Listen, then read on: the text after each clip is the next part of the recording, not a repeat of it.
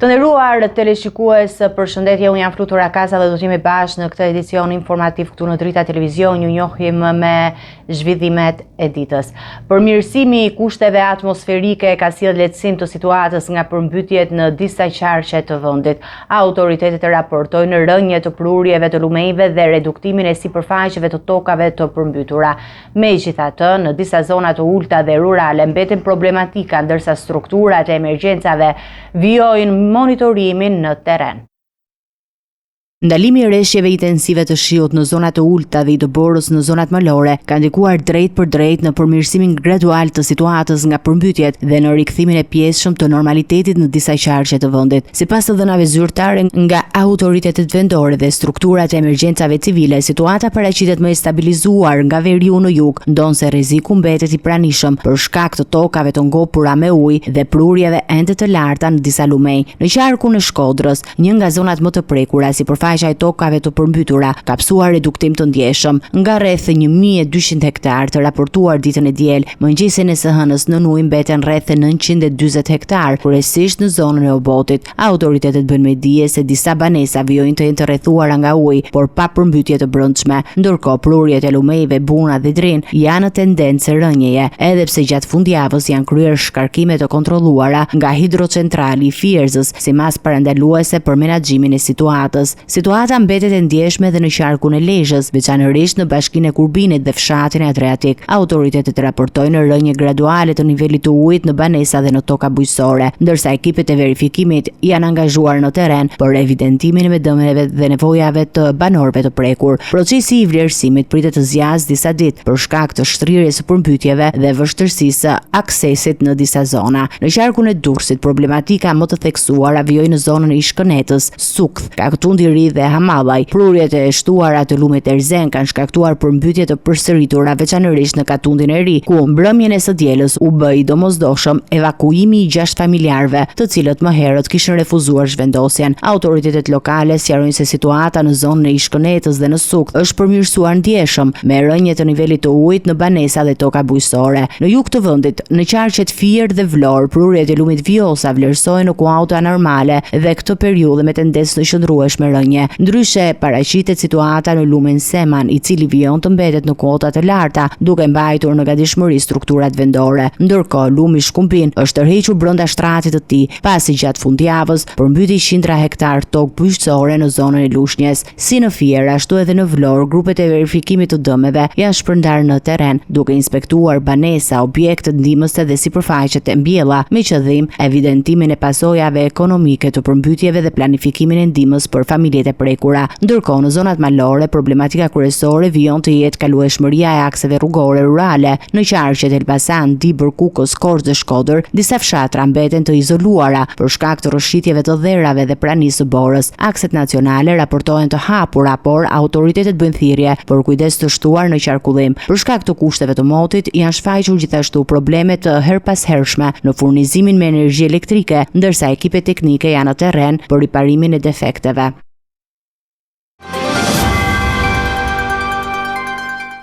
Brenda një viti, Shqipëria do të ketë parkun e parë të energjisë së erës, i cili do të ndërtohet në Tropoj nga kompania amerikane CWP, projekt pjesë e strategjisë për pavarësinë energjetike, e cila u prezantua këtë të hënë nga zëvendës kryeministrja me praninë e kryeministrit dhe të ngarkuarës me punë të Shteteve të Bashkuara të Amerikës. Investimi synon jo vetëm prodhimin e energjisë elektrike, por edhe zhvillimin e infrastrukturës dhe mbrojtjen e ekuilibrave mjedisor.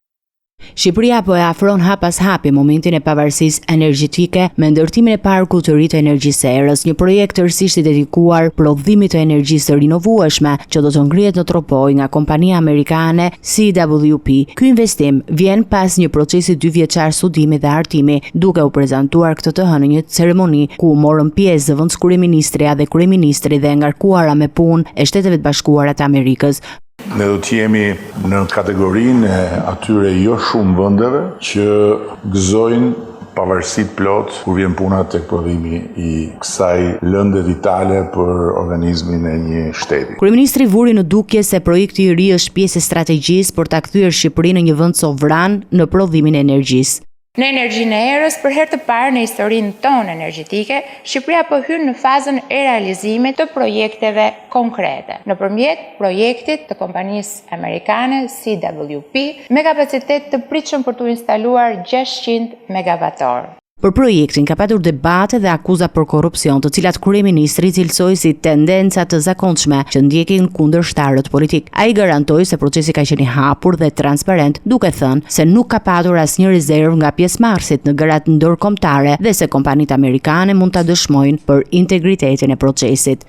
Besoj që të njëjtën dëshmi mund ta japin faramirë amerikanët që kemi këtu nga ana e sektorit privat bashkë me të tjerët, sepse jo vetëm që nuk kanë ndeshur në Tiranë asnjë pengesë kësaj natyre, por përkundrazi e kanë pasur qeverinë në krah në çdo hap, edhe për të kapërcyer dhe pengesa burokratike absurde në nivelin vendor.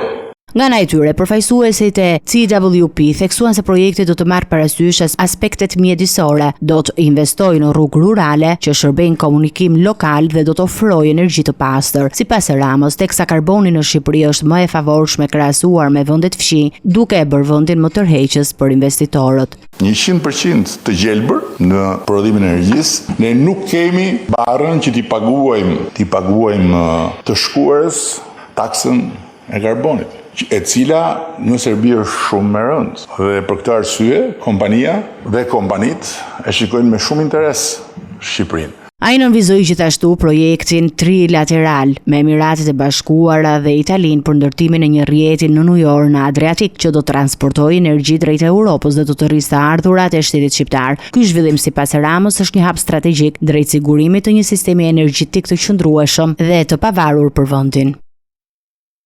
Kryetari i Partisë Demokratike Sali Berisha deklaroi se betejë e opozitës do të zhvillohet në parlament dhe në sheshe, me qëllim largimin e kryeministrit Edi Rama. Ai theksoi se as drejtësia dhe as faktori ndërkombëtar nuk do të arrëzojnë kryeministrin, por vetëm reagimi i qytetarëve. Protesta kombëtare do të zhvillohen në 24 janar, ndërsa deputetët demokrat do të pengojnë funksionimin normal të parlamentit. Kryetari i Partisë Demokratike Sali Berisha foli para mediave për strategjinë e opozitës kundër qeverisë Rama, duke e cilësuar rrugën e vetme për largimin e kryeministrit, reagimin e qytetarëve nëpërmjet protestave. Nuk ka asnjë diskutim që Edi Rama bën gjithçka dhe jo bën, do të bllokoj drejtësinë, do përdor 83 mandatet e tij të krimit kundër drejtësisë. Dhe këtu, ndaj themin e, fjalën e vetme e kanë qytetarë shqiptarë. Ne kemi theksojmë, Edi Ramën nuk do ta heqë drejtësia, Edi Ramën nuk do ta heqin deltat, atë do ta heqin qytetarët shqiptarë me protestën e tyre. Teksa rënditi ato që i cilësoi si afera të qeverisë, Berisha hodhi akuza për Durana Park në Durrës, i cili sipas tij ishte një skem të madh korrupsioni. Presidenti i kësaj kompanie ndër më të fuqishme në botë me xhiro miliarda dollar vjen në Shqipëri, se kjo ju premtue se Ramaduro filloi të flasë për Silicon Valley në Durrës, por menjëherë kthetrat e egrat mafjes shqiptare përvetësuar projektin dhe kompania prestigioze amerikane nuk gjeti asnjë mundësi që të investonte në këtë vend. Ai komentoi gjithashtu aktivitetin e kryeministrit dhe të zëvendës kryeministres Belinda Balluku lidhur me projektin e parkut të energjisë Mer, duke kritikuar ashpër Ballukun dhe duke i quajtur turp të Shqipërisë dhe të kombit shqiptar. Turpron çdo zyrtar të çdo vendi. Balluku është turpi i Shqipërisë, turpi i kombit shqiptar, turpi i qeverisë. Tani, opozita ka vendosur të përqendrohet e protesta, ndërkohë që deputetët demokratë do të pengojnë zhvillimin normal të sesionit të ri parlamentar që nis të hënën e ardhshme. Protesta kombëtare pritet të zhvillohet në 24 janar, duke shërbyer si moment kyç në aksionin opozitar për të sfiduar qeverinë. Partia Demokratike ka depozituar një kallëzim penal në prokurorinë e posaçme ndaj kryetarit të Kuvendit Niko Peleshi. Opozita e akuzon atë për shpërdorim detyre, për mosmbledhjen e këshillit të mandateve lidhur me kërkesën e SPAK për heqjen e imunitetit të zëvendës kryeministres Belinda Balluku. Sipas Partisë Demokratike, këto veprime kanë penguar hetimin dhe kanë cënuar rënd funksionalitetin e institucioneve. Partia Demokratike ka kallëzuar penalisht në SPAK kryetarin e kuvendit Niko Peleshi duke akuzuar për shpërdorim detyre në lidhje me mosmbledhjen e Këshillit të Mandateve. Sipas opozitës, Peleshi ka refuzuar në mënyrë të përsëritur dhe të pajustifikuar thirrjen e këtij këshilli, i cili duhet të shqyrtonte kërkesën e prokurorisë së posaçme për heqjen e imunitetit të zëvendës kryeministres Belinda Balluku. Në kallëzimin e depozituar, Partia Demokratike thekson se vendimet e marra nga kryetari i kuvendit janë arbitrare dhe në kundërshtim me ligjin duke cënuar drejt për drejt drejtën kushtetuese të 5 deputetëve të opozitës për të kërkuar mbledhjen e Këshillit të Mandateve. Opozita argumenton se kjo sjellje ka sjellë zvarritje të qëllimshme të procesit dhe ka ndikuar negativisht në mbarvajtjen e hetimeve që SPAK po zhvillon ndaj zëvendës kryeministres. Sipas Partisë Demokratike, kryetari i kuvendit ka konsumuar 4 elementet e veprës penale të shpërdorimit të detyrës, duke refuzuar detyrimin ligjor për të thirrur mbledhjen e Këshillit dhe duke dëmtuar interesat e shtetit dhe të qytetarëve. Partia Demokratike nënvizon se periudha kohore që është dhënë Belinda Ballukut për të njohur me aktet e SPAK-ut ka qenë mjaftueshme dhe se kërkesa për heqjen e imunitetit ka karakter urgjent. Opozita shpreh shqetësimin se vonesat e krijuara rrisin rrezikun që akuzuarët të ndikojnë në procesin hetimor përmes prishjes së provave apo intimidimit të dëshmitarëve. Për këtë arsye, Partia Demokratike kërkon që prokuroria e posaçme të hetojë veprimet e kryetarit të kuvendit dhe të marrë masat e nevojshme për garantimin e pavarësisë së drejtësisë dhe vimin normal të hetimeve.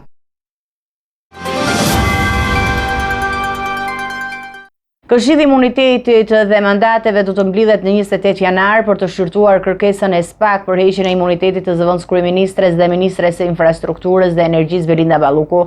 Kjo mas i hap rrugë prokurorisë së posaçme antikorrupsion për të vijuar hetimet ndaj saj në shkelje të dyshuara për tenderin e 190 milion euro tek tuneli Llogaras dhe procedurat të tjera të lidhura me unazën e madhe. SPAK dyshon se Balluku mund të prish prova ose mund të ndikojë dëshmitarët në rast se qëndron në detyrë. Kuvendi i Shqipërisë ka caktuar datën 28 janar si momentin kur Këshilli i Imunitetit dhe Mandateve do të mblidhet për të shqyrtuar kërkesën e prokurorisë së posaçme antikorrupsion për heqjen e imunitetit të deputetes dhe zëvendës kryeministres Belinda Balluku. Ky vendim i kuvendit vjen pas kërkesës së SPAK-u dërguar në 16 dhjetor për të marrë autorizimin ligjor për hetimin dhe marrjen e masave ndaj ministres. Balluku është në hetim për shkelje të dyshuara në tenderin e tunelit Llogaras në vlerën 190 milion euro, si dhe për 7 procedura të tjera të prokurimit që lidhen me ndërtimin e loteve të unazës së madhe. Prokuroria argumenton se duke qenë ende në detyrë, Balluku mund të prish prova apo të ndikojë dëshmitarët duke penguar kështu hetimin e drejtë dhe të plot. Ky zhvillim ka rëndësi të madhe për vimësinë e procesit të SPAK-ut, pasi heqja e imunitetit do të mundsonte marrjen e masave ligjore ndaj ministres, përfshirë marrjen e informacionit, thirrjen e saj në prokurori dhe çdo akt tjetër procedurial që mund të jetë i nevojshëm për zbardhjen e të gjitha dyshimeve lidhur me tenderat dhe procedurat e tenderimit. Vendimi i 28 janarit do të shënojë një moment kyç në procesin ligjor dhe politik, duke vendosur bazën për veprime të mëtejshme të prokurorisë së posaçme dhe duke shtruar njëkohësisht debatin publik mbi transparencën dhe përgjegjësinë e zyrtarëve të lartë të shtetit. Prokuroria e posaçme antikorrupsion ka thedhuar hetimet lidhur me dosjen Partizani duke marrë në pyetje këtë të hënë deputetin e opozitës Blind Klliçi. Ai deklaroi se ishte paraqitur si person në dieni për një hetim periferik, pa dhënë shumë detaje. Hetimet përfshin financimin e kuvendit të rithemelimit të mbajtur në 11 dhjetor 2021 në stadiumin Air Albania, ku SPAK po heton mundësinë e financimeve të dyshuara jashtë mekanizmave zyrtar të Partisë Demokratike. Prokuroria e posaçme antikorrupsion vijon hetimet intensive në lidhje me dosjen e njohur si Partizani, që ka të bëjë me aktivitetet financiare dhe pasurore të disa figurave të njohura politike. Këtë të hënë, deputeti i Partisë Demokratike Blind Klliçi u thirr në SPAK duke u nënshtruar pyetjeve lidhur me një prej fraksioneve të hetimit që përfshin edhe financim të kuvendit të rithemelimit me 11 dhjetor 2021 në stadiumin Air Albania. Klliçi u shpreh se paraqitja e tij kishte karakter informues dhe se ai nuk ishte personi dyshuar, por një individ që kishte dieni për zhvillimet periferike në kuadër të këtij hetimi. Ai nuk dha më shumë detaje mbi përmbajtjen e informacionit që ofroi. Dosja Partizani po heton në veçanti financimin e kuvendit të rithemelimit, një ngjarje e organizuar jashtë strukturave zyrtare të Partisë Demokratike në ato kohë. SPAK po verifikon nëse ky event është mbështetur financiarisht nga individ apo subjekte jashtë mekanizmave të kontrolluara nga partia, duke përfshirë akuzat e mëparshme për përfshirje të personave me lidhje të dyshimta financiare, sipas deklaratave të Lulzim Bashës në ato kohë. Pas rreshjeve intensive të javës së kaluar, temperaturat kanë zbritur ndjeshëm duke sjellë acar dhe ngrisa në disa zona të vendit. Në qarkun e Dibrës termometri ka shënuar deri në -18 gradë Celsius, në Lur -15 gradë, në Peshkopi, ndërsa rrugët kombëtare kryesore janë të kalueshme, por me prezencë akulli. Rrugët rurale në zonat malore mbeten të vështira për qarkullim në disa fshatra me mungesë energjie elektrike. Temperaturat e ulta ekstreme dhe acari kanë përfshirë vendin që nga kjo e hënë duke pasur ndikim kryesisht në zonat malore dhe jug lindore. Në qarkun e Dibrës termometri ka shënuar -18 gradë, në Lur -15 dhe në qytetet e Peshkopis, ndërsa akset rrugore kombëtare janë të kalueshme, por në prani të ngricave që kërkojnë kujdes të shtuar gjatë qarkullimit. Probleme të veçanta janë hasur në rrugën e Arbërit, ku ngricat gjatë natës dhe mëngjesit kanë vështirësuar qarkullimin. Akset Peshkopi-Kukës dhe segmentet Ura e Çerenezit Librazh kalojnë me zinxhir, ndërsa rruga e Lurës mbetet e bllokuar dhe po punohet për hapjen e saj. Rrugët rurale në zonat e thella malore janë të kalueshme vetëm me zinxhir, duke kufizuar lëvizjen për banorët. Edhe në jug lindje acari ka përfshirë qytete dhe fshatrat Korçës, ku në mëngjes termometri ka shënuar -10 gradë Celsius. Rrugët që lidhin Korçën me Kapshticën, Qafthanën, Ersekën dhe Leskovikun janë të hapura dhe qarkullimi kryhet normalisht. Lëvizja drejt Dardhës dhe Voskopojës nuk paraqet problem, por disa rrugë rurale mbeten të kalueshme vetëm me zinxhir. Në qarkun e Gjirokastrës, rreshjet e mëparshme kanë shkaktuar rrëshqitje dheu duke bllokuar disa zona rurale. Në disa fshatra në të gjithë zonat malore ka mungesë të energjisë elektrike, ndërsa autoritetet po punojnë për normalizimin e furnizimit dhe sigurisë së lëvizjes. Institucionet apelojnë për kujdes të shtuar në qarkullim dhe për respektimin e sinjaleve të sigurisë, ndërsa banorët këshillohen të mos nisin udhëtime jo të domosdoshme në rrugë malore dhe rurale deri në përmirësimin e kushteve meteorologjike. 3 fëmijë, 12, 10 dhe 5 vjeç u gjetën të lënë vetëm në banesën e tyre në Durrës të prekur nga sëmundja e zgjebes pas një denoncimi të gjyshes së tyre. Autoritetet e shpëtuan menjëherë dhe i transportuan në spital ku u sigurua ushqimi, veshmbathja dhe trajtimi mjekësor. Nëna e fëmijëve, Blerina Basha, 33 vjeç, është proceduar penalisht për keq trajtim të miturve, ndërsa ajo mohon akuzat dhe thotë se ka punuar për të siguruar jetesën e familjes. Një rast alarmues i braktisjes së fëmijëve është zbuluar në Durrës, ku 3 fëmijë të mitur në moshën 12, 10 dhe 5 vjeç janë gjetur vetëm në banesën e tyre në kushte të mizerueshme. Fëmijët nuk kishin frekuentuar shkollën për më shumë se një muaj dhe ishin të prekur nga sëmundja e zgjebes. Alarmi u dha nga gjyshja e fëmijëve, të cilin publikoi në rrjetet sociale pamje nga apartamenti ku dukeshin ambientet e ndotura dhe rrobat e shpërndara kudo. Pas denoncimit, policia dhe shërbimet sociale ndërhyn menjëherë, duke transportuar 3 fëmijët në spitalin e Durrësit për të siguruar trajtim mjekësor dhe mbrojtjet menjëhershme. Nëna e fëmijëve, Blerina Basha, e cila është 33 vjeç dhe punon si banakere, mohon çdo përgjegjësi dhe thotë se në momentin e ngjarjes ndodhej në punë. Ajo akuzon zhvjerrën e saj për ndërhyrje pa leje në banesë dhe për ngritje të denoncimit publik. Sipas saj, ka qenë detyruar të punojë me 2 turne për të siguruar ushqim dhe jetesën e fëmijëve të saj, ndërsa mohon që të ketë lënë pa ushqim dhe pa kujdes mjekësor. Autoritetet raportojnë se procedimi penal ndaj Bashës është iniciuar mbi bazën e veprës penale keq trajtimi të miturve, pas deklarimeve të gjyshës së fëmijëve, që pretendon se ish nusja e djalit i kishte lënë fëmijët vetëm në banesë. Ndërkohë, fëmijët janë marrë në mbrojtje nga institucionet shtetërore dhe aktualisht ndodhen në spitalin e Durrësit, ku është siguruar ushqim, veshmbathje dhe trajtim mjekësor i nevojshëm. Rasti ka shkaktuar reagime të forta në komunitet dhe ka nxitur autoritetet të monitorojnë më nga afër situatën e ngjashme për të parandaluar keq trajtim dhe braktisjen e fëmijëve. Ramazan Rahja i akuzuar nga SPAK për sigurimin e kushteve për autorët e atentatit ndaj ish prokurorit Arjan Doja dëshmoi këtë të hënë në gjykatën e posaçme. Ai mohoi të ketë dieni për takimet të afërve të tij me babanë të vrarit. Gjatë seancës Rahja pranoi njohjen me disa të akuzuar të tjerë, ndërsa disa dëshmitar refuzuan të japin deklarata.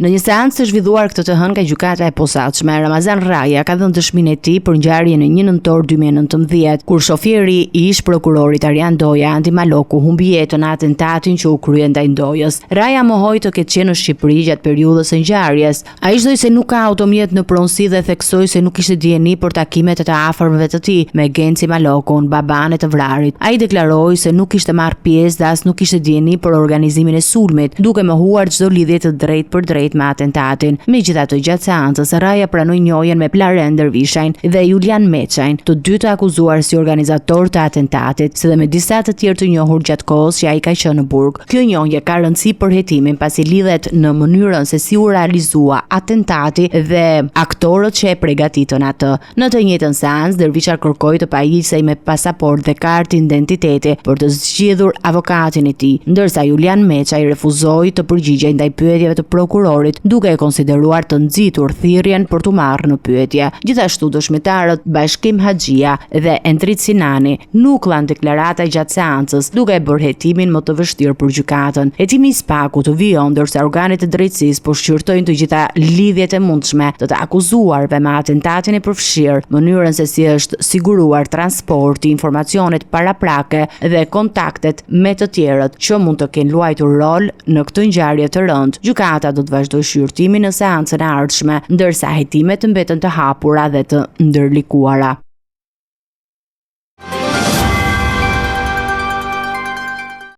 Një aksident rrugor është regjistruar pasditën e sotme në bulevardin kryesor të qytetit të Kavajës.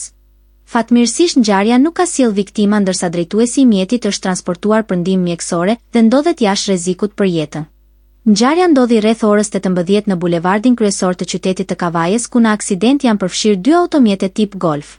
Sipas informacioneve paraprake, drejtuesi i mjetit ka humbur vëmendjen dhe si pasojë edhe kontrollin e automjetit, duke u përplasur fillimisht me një tjetër automjet të parkuar po të njëjtit tip. Pas përplasjes, automjeti është përmbysur në mes të rrugës, duke shkaktuar panik te qytetarët, pasi zona ku ndodhi aksidenti është një nga segmentet më të frekuentuara të qytetit. Fatmirësisht, sipas informacioneve jo zyrtare, automjeti nuk ka qenë duke lëvizur me shpejtësi të lartë, çka ka shmangur pasoja më të rënda dhe një tragjedi të mundshme. Policia e shtetit ka reaguar menjëherë duke mbërritur në vend ngjarje dhe ka kryer të gjitha procedurat standarde, përfshirë njoftimin e ambulancës.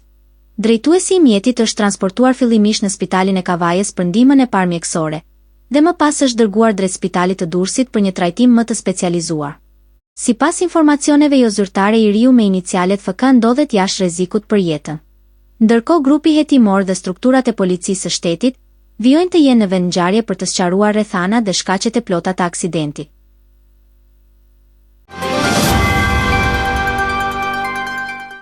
Gëzim Ndoka dhe djali i tij 20 vjeçar Kevin janë shpadur në kërkim nga policia pas një konflikti të dhunshëm në një lokal në Lezhë gjatë mesditës. Si pasojë e incidentit, 2 kushërit e tyre, Gjergje dhe Nikolin Marku, u lënduan dhe morën ndihmën e parë mjekësore në spital. Policia dyshon se babë e birë kanë përdorur sende të forta dhe qytën e pistoletës gjatë sulmit. Hetimet vazhdojnë për të zbardhur plotësisht dinamikën e ngjarjes dhe për të identifikuar të gjitha provat. Një incident i dhunshëm ka tronditur Lezhën gjatë mesditës së sotme, ku Gëzim Ndoka, vëllai i deputetit Arben Ndoka dhe djali i tij 20 vjeçar Kevin janë shpadur në kërkim policor. Ngjarja ka ndodhur në një lokal të qytetit ku sipas policisë konflikti filloi për arsye të dobta dhe u përshkazua shpejt. Si pasojë e përleshjes, 2 kushërit të familjes, Gjergj dhe Nikolin Marku, të dy 41 vjeç, mbetën të plagosur. Ata morën ndihmën e parë në spital dhe më pas u paraqitën në komisariatin e policisë së Lezhës, duke deklaruar se e Gëzim dhe Kevin Doka ishin të armatosur dhe e kishin goditur me sende të forta, përfshirë qytën e një pistoleteje. Policia ka nisur hetimet intensive, duke sekuestruar pamjet nga kamera e sigurisë dhe duke mbledhur dëshmitë e dëshmitarëve në lokal. Nga hetimet paraprake dyshohet se palët kishin më pasur një konflikt të mëparshëm, ndërsa Doka i kishte paralajmëruar kushërit me fjalët mos ngrini zërin. Forcat e rendit po vijojnë kontrollet në qytet për të kapur 2 të shpadhurit në kërkim, ndërsa hetimet synojnë të sqarojnë të gjitha rrethanet e ngjarjes dhe të vendosin mbi masat e mëtejshme ligjore ndaj personave të përfshirë. Të nderuar teleshikues, do të njihemi me parashikimin e motit.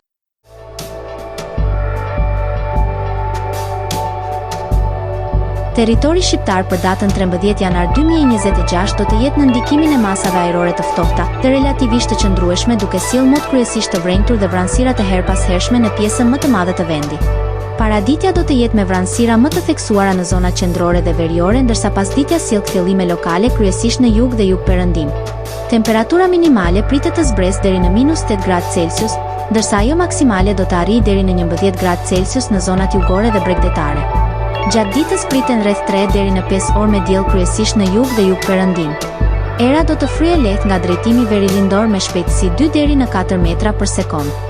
Deti do të ketë dallgëzim të ulët rreth 1 ball. Indeksi ultraviolet për Tiranën më 13 janar 2026 pritet të jetë i ulët rreth 1.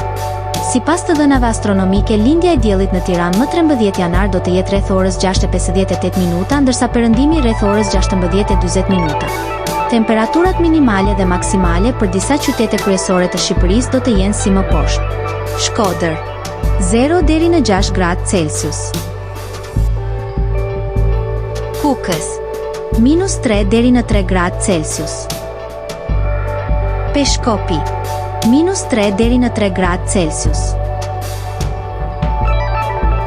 Tiranë 3 deri në 8 gradë Celsius. Durrës 2 deri në 10 gradë Celsius. Kavaj 1 deri në 9 gradë Celsius. Elbasan 1 deri në 6 gradë Celsius. Berat 2 deri në 8 gradë Celsius. Korçë -8 deri në 1 gradë Celsius.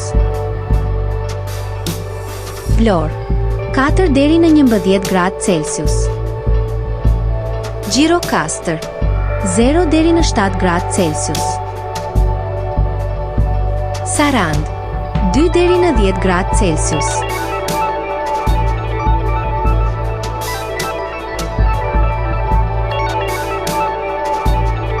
Territori i Kosovës për datën 13 janar 2026 do të jetë në ndikimin e masave ajrore të ftohta me mot kryesisht të vranët dhe vranësira të shpeshta në shumicën e zonave. Paraditja do të jetë e ftohtë me ngrica lokale, ndërsa pasditja vijon me vranësira dhe intervale të shkurtra kthjellimesh. Temperatura minimale pritet të zbresë deri në -4 gradë Celsius, ndërsa ajo maksimale do të arrijë deri në 7 gradë Celsius. Era do të fryejë lehtë nga drejtimi verilindor me shpejtësi 2 deri në 3 metra për sekond. Indeksi ultraviolet për Prishtinën më 13 janar 2026 pritet të jetë i ulët rreth 1. Sipas të dhënave astronomike, lindja e diellit në Prishtinë më 13 janar do të jetë rreth orës 6:57 minuta, ndërsa perëndimi rreth orës 16:31 minuta. Temperaturat minimale dhe maksimale për disa qytete kryesore të Kosovës do të jenë si më poshtë. Mitrovica -2 deri në 3 gradë Celsius. Podujev -2 deri në 4 gradë Celsius. Skënderaj 0 deri në 4 gradë Celsius. Pej -2 deri në 5 gradë Celsius. Prishtinë -1 deri në 5 gradë Celsius. Gjakov -1 deri në 6 gradë Celsius. Malishev 0 deri në 6 gradë Celsius. Gjilan -3 deri në 5 gradë Celsius. Ferizaj -3 deri në 6 gradë Celsius. Kaçanik -4 deri në 4 gradë Celsius. Suhare 0 deri në 7 gradë Celsius. Prizren. -1 deri në 7 gradë Celsius. Ishte gjithçka e përgatitur në këtë edicion informativ. Për më shumë zhvillime klikoni në faqen tonë zyrtare drita.tv. Mund na ndiqni në rrjetet sociale, Facebook, Instagram, YouTube, ku jemi me përditësime në çdo kohë. Vazhdoni të qëndroni në shoqërinë e televizionit Drita, bashkë me Ruta Kofshim në edicionin e ardhshëm.